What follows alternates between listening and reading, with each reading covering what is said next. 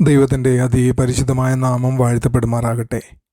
നമ്മുടെ ക്രമീകൃതമായ ബൈബിൾ വായനയിൽ ചരിത്രപരമായി നാം ഇപ്പോഴും 2 ശമൂവേലിൻ്റെ പുസ്തകത്തിലൂടെയാണ് സഞ്ചരിക്കുന്നത്.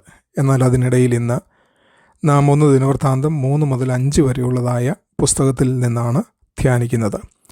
ആദ്യ നോട്ടത്തിൽ ഈ അധ്യായങ്ങൾ മറ്റൊരു വംശാവലി പട്ടികയും ഗോത്രരേഖകളും മാത്രമാണെന്ന് തോന്നാം. എന്നാൽ ദിനവൃത്താന്തം എഴുതപ്പെട്ടത് ബാബിലോൺ പ്രവാസത്തിന് ശേഷമാണ്. രാജ്യങ്ങൾ തകർന്നു പോയാലും ദൈവത്തിൻ്റെ നിയമം ഒരിക്കലും പരാജയപ്പെട്ടിട്ടില്ലെന്ന് ദൈവജനത്തെ ഓർമ്മിപ്പിക്കാനായിരുന്നു അതിൻ്റെ ലക്ഷ്യം.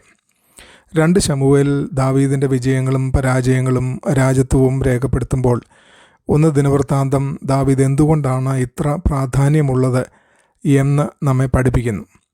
അദ്ദേഹം ഒരു വിജയകരമായ രാജാവായിരുന്നതുകൊണ്ട് മാത്രമല്ല, അദ്ദേഹത്തിൻ്റെ വംശത്തിലൂടെ മശിഹ വരുവാൻ ദൈവം ഒരുക്കം നടത്തുകയായിരുന്നതിനാലാണ്.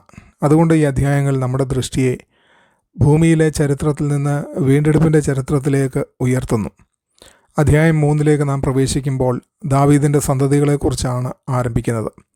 ഹെബ്രോനിലും യെരുശലേമിലും ജനിച്ച ദാവീദിൻ്റെ പുത്രന്മാരെയും തുടർന്ന് യഹൂദ രാജാക്കന്മാരെയും ഒടുവിൽ ബാബിലോൺ പ്രവാസത്തിന് ശേഷം ജീവിച്ചിരുന്ന അവരുടെ സന്തതികളെയും എഴുത്തുകാരൻ പട്ടികപ്പെടുത്തുന്നു.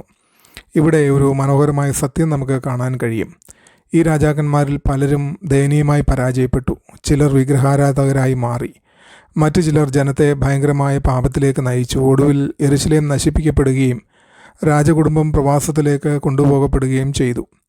മനുഷ്യൻ്റെ കാഴ്ചപ്പാടിൽ നോക്കിയാൽ ദാവീദിൻ്റെ രാജവംശം അവസാനിച്ചു പോയതുപോലെ തോന്നി. എന്നിട്ടും ദൈവം ഒരു വംശരേഖയെ സംരക്ഷിച്ചു. എന്തുകൊണ്ട്? കാരണം ദൈവം ദാവീദിനോട് ഇപ്രകാരം വാഗ്ദാനം ചെയ്തിരുന്നു: നിന്റെ സിംഹാസനം എന്നേക്കും സ്ഥിരമായിരിക്കും.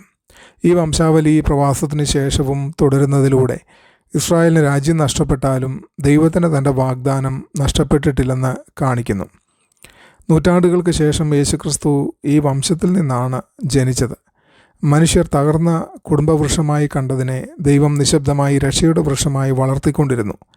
ഇത് നമ്മെ എത്രമാത്രം പ്രോത്സാഹിപ്പിക്കുന്നു. ചിലപ്പോൾ നമ്മുടെ ജീവിതവും പാതി വഴിയിൽ നിലച്ചു പോയതുപോലെ തോന്നാം. സ്വപ്നങ്ങൾ തകർന്നു പോകാം, കുടുംബങ്ങൾ പ്രതിസന്ധിയിലാകാം, ജോലികളും ജീവിത പദ്ധതികളും പരാജയപ്പെടാം, സഭാ ശുശ്രൂഷകൾ നിരാശകളിലൂടെ കടന്നു പോകാം. എന്നാൽ നമുക്ക് ഒന്നും കാണാൻ കഴിയാത്ത സമയങ്ങളിലും ദൈവത്തിൻ്റെ വാഗ്ദാനങ്ങൾ നിശബ്ദമായി പ്രവർത്തിച്ചുകൊണ്ടിരിക്കുന്നു. ദൈവം ചരിത്രം എഴുതുന്നത് ദിവസങ്ങളെ അടിസ്ഥാനമാക്കിയല്ല, തലമുറകളെ അടിസ്ഥാനമാക്കിയാണ്. 4-ാമത്തെ അധ്യായത്തിൽ ചരിത്രം പോലും അധികം ഓർക്കാത്ത അനേകം പേരുകൾ രേഖപ്പെടുത്തിയിരിക്കുന്നു. എന്നാൽ പെട്ടെന്ന് ആ വംശാവലി ഒരു നിമിഷം നിൽക്കുന്നു. 100 കണക്കിന് പേരുകൾക്കിടയിൽ ഒരു മനുഷ്യൻ പ്രത്യക്ഷപ്പെടുന്നു: യബേസ്. അവനെക്കുറിച്ച് വെറും 2 വാക്യങ്ങൾ മാത്രമേ എഴുതിയിട്ടുള്ളൂ. എന്നിരുന്നാലും ആ 2 വാക്യങ്ങൾ നൂറ്റാണ്ടുകളായി വിശ്വാസികളെ പ്രചോദിപ്പിച്ചുകൊണ്ടിരിക്കുന്നു. പ്രസവ വേദനയോടുകൂടി ജനിച്ചതിനാൽ അവൻ്റെ അമ്മ അവനെ യബേസ് എന്ന് പേരിട്ടു. അവൻ്റെ ആരംഭം ദുഃഖത്തോടെയായിരുന്നു. എന്നാൽ അവൻ്റെ ആരംഭം അവൻ്റെ ഭാവിയെ നിയന്ത്രിച്ചില്ല. പകരം യബേസ് ഇങ്ങനെ പ്രാർത്ഥിച്ചു: ദൈവമേ, നീ എന്നെ ധാരാളമായി അനുഗ്രഹിക്കുകയും എൻ്റെ അതിരുകൾ വികസിപ്പിക്കുകയും നിൻ്റെ കൈ എന്നോടുകൂടെ ഇരിക്കുകയും എന്നെ ദോഷത്തിൽ നിന്ന് കാത്തു സൂക്ഷിക്കുകയും ചെയ്യണം. തിരുവെഴുത്ത് വളരെ ലളിതമായി പറയുന്നു: ദൈവം അവൻ അപേക്ഷിച്ചതെല്ലാം അവൻ അനുവദിച്ചു. ഇവിടെ ശ്രദ്ധിക്കേണ്ട ഒരു അത്ഭുതമുണ്ട്. യബേസ് ഏറ്റവും സമ്പന്നനോ ഏറ്റവും ശക്തനോ ആയതുകൊണ്ടല്ല ഈ വംശാവലി അവൻ്റെ പേരിൽ നിൽക്കുന്നത്. അവൻ പ്രാർത്ഥിച്ച മനുഷ്യനായിരുന്നതിനാലാണ്. പ്രാർത്ഥനയ്ക്ക് ചരിത്രത്തിൻ്റെ ഒഴുക്ക് മാറ്റുവാൻ കഴിയും. പ്രാർത്ഥന സാധാരണ ജീവിതങ്ങളെ ഓർമ്മിക്കപ്പെടുന്ന ജീവിതങ്ങളാക്കി മാറ്റുന്നു. ഈ അധ്യായം മറ്റൊരു പാഠവും പഠിപ്പിക്കുന്നു. ലോകം മറന്നുപോയ അനേകം കുടുംബങ്ങളുടെ പേരുകൾ ഇവിടെ രേഖപ്പെടുത്തിയിരിക്കുന്നു. എന്നാൽ അവരിൽ ഒരാളെയും ദൈവം മറന്നിട്ടില്ല. ഓരോ കുടുംബവും, ഓരോ തൊഴിലാളിയും, ഓരോ ഗ്രാമവും, ഓരോ തൊഴിലും ദൈവത്തിൻ്റെ ദൃഷ്ടിയിൽ വിലപ്പെട്ടതാണ്. ദൈവം പ്രശസ്തിയേക്കാൾ വിശ്വസ്തതയ്ക്കാണ് വില നൽകുന്നത്. ഇന്നത്തെ ക്രൈസ്തവ ലോകം പലപ്പോഴും ദൃശ്യമായ ശുശ്രൂഷകളെ ആഘോഷിക്കുന്നു. എന്നാൽ ഒരിക്കലും പ്രശസ്തരാകാത്ത വിശ്വസ്ത ദൈവദാസന്മാരെയാണ് ദൈവം ആദരിക്കുന്നത്. 5-ാമത്തെ അധ്യായം യോർദാൻ്റെ കിഴക്ക് ഭാഗത്ത് താമസിച്ചിരുന്ന രൂബേൻ, ഗാദ്, മനശ്ശെയുടെ പാതിഗോത്രം എന്നിവരിലേക്കാണ് ശ്രദ്ധ തിരിക്കുന്നത്. ആദ്യം രൂബേനെക്കുറിച്ചാണ് പറയുന്നത്. രൂബേൻ യാക്കോബിൻ്റെ ആദിജാതനായിരുന്നു. ജന്മാവകാശപ്രകാരം ഏറ്റവും വലിയ അവകാശം അവനായിരുന്നു. എന്നാൽ തൻ്റെ പിതാവിനെതിരായ പാപം നിമിത്തം അവൻ ആ ജന്മാവകാശം നഷ്ടമായി. വിശുദ്ധിയില്ലാത്ത പ്രത്യേക അവകാശം ഒടുവിൽ നഷ്ടത്തിലേക്കാണ് നയിക്കുന്നത്. ഇന്ന് പലരും ക്രൈസ്തവ കുടുംബങ്ങളിൽ ജനിക്കുന്നു. ചിലർ ദൈവഭക്തരായ മാതാപിതാക്കളെ പ്രാപിക്കുന്നു. ചിലർ സഭാ നേതൃത്വത്തിൻ്റെ പാരമ്പര്യം കൈപ്പറ്റുന്നു. ചിലർ അത്ഭുതകരമായ ആത്മീയ അവസരങ്ങൾ നേടുന്നു. എന്നാൽ ആത്മീയ പാരമ്പര്യത്തിന് വ്യക്തിപരമായ അനുസരണത്തിന് പകരമാകാൻ കഴിയില്ല. തുടർന്ന് ഈ ഗോത്രങ്ങൾ ശക്തരായ ശത്രുക്കളോട് യുദ്ധം ചെയ്തതായി നാം വായിക്കുന്നു. അവരുടെ വിജയത്തിൻ്റെ രഹസ്യം തിരുവെഴുത്ത് മനോഹരമായി പറയുന്നു. അവർ യുദ്ധത്തിൽ ദൈവത്തോട് നിലവിളിച്ചു. അവർ അവനിൽ ആശ്രയിച്ചിരുന്നതിനാൽ അവൻ അവരുടെ പ്രാർത്ഥനയ്ക്ക് ഉത്തരം നൽകി. ഇവിടെ ക്രമം ശ്രദ്ധിക്കുക. സൈനിക ശക്തിയില്ല, യുദ്ധതന്ത്രങ്ങളല്ല, സംഖ്യാബലമല്ല. ആദ്യം അവർ ദൈവത്തിൽ ആശ്രയിച്ചു. വിശ്വാസമായിരുന്നു അവരുടെ ഏറ്റവും വലിയ ആയുധം. എന്നാൽ ദുഃഖകരമായി ഈ അധ്യായം മറ്റൊരു ദുരന്തത്തോടെയാണ് അവസാനിക്കുന്നത്. ദൈവത്തിൻ്റെ അനുഗ്രഹങ്ങൾ അനുഭവിച്ച ശേഷം അവർ അവിശ്വസ്തരായി. അവർ വിഗ്രഹങ്ങളിലേക്ക് തിരിഞ്ഞു. ഒടുവിൽ ദൈവം അവരെ പ്രവാസത്തിലേക്ക് പോകാൻ അനുവദിച്ചു. മോശമായി ആരംഭിക്കുന്നത് ഏറ്റവും വലിയ അപകടമല്ല, വിശ്വസ്തതയില്ലാതെ അവസാനിക്കുന്നതാണ് ഏറ്റവും വലിയ അപകടം. ഈ അധ്യായങ്ങൾ 2 ശമൂവേലിൻ്റെ സംഭവങ്ങൾക്കിടയിൽ അതിമനോഹരമായി യോജിക്കുന്നു. 2 ശമൂവേലിൽ ദാവീദ് ഒരു രാജ്യം സ്ഥാപിക്കുന്നതിനെ നാം കാണുന്നു. 1 ദിനവൃത്താന്തത്തിൽ ദൈവം ഒരു നിയമചരിത്രം നിർമ്മിക്കുന്നതിനെ നാം കാണുന്നു. 2 ശമൂവേൽ രാഷ്ട്രീയ സംഭവങ്ങൾക്ക് ഊന്നൽ നൽകുന്നു. ദിനവൃത്താന്തം ദൈവത്തിൻ്റെ നിത്യ ഉദ്ദേശത്തിന് ഊന്നൽ നൽകുന്നു. 2 ശമൂവേൽ ദാവീദ് എങ്ങനെ രാജാവായി എന്ന് പറയുന്നു.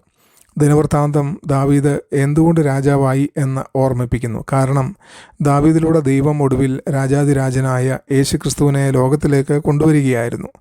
ചരിത്രം കിരീടങ്ങളിൽ ശ്രദ്ധ കേന്ദ്രീകരിക്കാം. എന്നാൽ ഈ ദിനവൃത്താന്തം ക്രിസ്തുവിലേക്കാണ് നമ്മുടെ ദൃഷ്ടി തിരിക്കുന്നത്. ഈ അധ്യായങ്ങൾ ഇന്നത്തെ നമ്മുടെ ജീവിതത്തോടും ശക്തമായി സംസാരിക്കുന്നു. ഒന്നാമതായി, ദൈവം ദൃശ്യ പ്രശസ്തിയേക്കാൾ വിശ്വസ്തതയ്ക്കാണ് വില നൽകുന്നത്. ഈ അധ്യായങ്ങളിലെ മിക്ക പേരുകളും നമുക്ക് പരിചിതമല്ല. എന്നാൽ അവരിൽ ഓരോരുത്തരെയും ദൈവം അറിയുന്നു. നമ്മുടെ ശുശ്രൂഷ ഒരിക്കലും പ്രശസ്തമാകാതിരിക്കാം. നമ്മുടെ പ്രാർത്ഥനകൾ സമൂഹ മാധ്യമങ്ങളിൽ പ്രത്യക്ഷപ്പെടാതിരിക്കാം. നമ്മുടെ ത്യാഗങ്ങൾക്ക് പൊതുപ്രശംസ ലഭിക്കാതിരിക്കാം. എന്നാൽ സ്വർഗം ഓരോ വിശ്വസ്ത പ്രവൃത്തിയും കൃത്യമായി രേഖപ്പെടുത്തുന്നു. രണ്ടാമതായി, താൽക്കാലിക വിജയങ്ങളെക്കാൾ നമ്മുടെ ആത്മീയ പാരമ്പര്യമാണ് കൂടുതൽ പ്രധാനപ്പെട്ടത്. ദാവീദിൻ്റെ ഏറ്റവും വലിയ നേട്ടം യെരുശലേം കീഴടക്കിയതല്ല, ദൈവത്തിൻ്റെ നിയമപദ്ധതിയുടെ ഭാഗമായിരുന്നതാണ്. അതുപോലെ നമ്മുടെ ഏറ്റവും വലിയ വിജയം സമ്പത്തോ വിദ്യാഭ്യാസമോ ജനപ്രീതിയോ സ്ഥാനമോ അല്ല. ഭാവി തലമുറകൾ നമ്മുടെ ജീവിതത്തിലൂടെ ക്രിസ്തുവിനെ അറിയുന്ന വിധം വിശ്വസ്തരായി നിലനിൽക്കുന്നതാണ്. മൂന്നാമതായി, പ്രാർത്ഥന ഇന്നും ജീവിതങ്ങളുടെ ഗതി മാറ്റുന്നു. എബ്ബേസ് നമ്മെ പഠിപ്പിക്കുന്നത് വേദന നിറഞ്ഞ ആരംഭം മഹത്വമുള്ള അവസാനത്തെ തടയുന്നില്ല എന്നതാണ്. ദൈവത്തിൻ്റെ സാന്നിധ്യവും അനുഗ്രഹവും വിശുദ്ധിയും ലക്ഷ്യവും അന്വേഷിക്കുന്ന വിനീതമായ പ്രാർത്ഥനകൾക്ക് ദൈവം ഇന്നും മറുപടി നൽകുന്നു. അവസാനമായി, ആത്മീയ പ്രത്യേക അവകാശം തുടർച്ചയായ വിശ്വസ്തത ആവശ്യപ്പെടുന്നു. 5-ാം അധ്യായത്തിലെ ഗോത്രങ്ങൾ നമ്മെ ഓർമ്മിപ്പിക്കുന്നത് ഇന്നലെയുടെ വിജയങ്ങൾ നാളെയുടെ വിശ്വസ്തതയ്ക്ക് ഉറപ്പല്ല എന്നതാണ്.